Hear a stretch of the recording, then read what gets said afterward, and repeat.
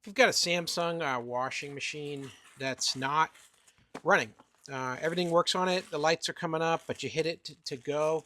It locks the door, but then it just doesn't fill with water, and it does not start to spin or anything. Even at just a pure spin cycle, it won't spin. You might need one of these.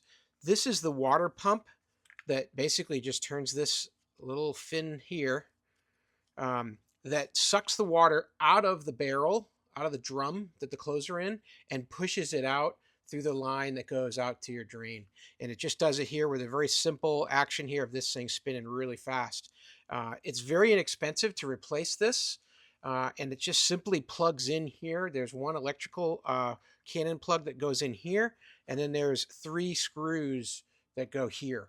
And so this is at the bottom of your washer machine in the back. So if you take off the back panel, you'll be able to see it. It'll be a little bit disguised because that housing's in front of it here.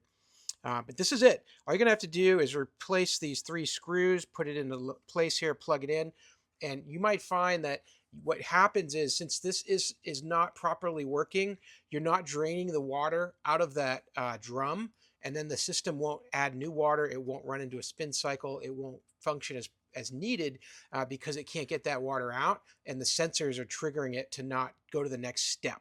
So that's what I've found. I'll be plugging this in. I'll have another video on it, and I'll show you how that works. Hey, I hope that helps. Have a great day.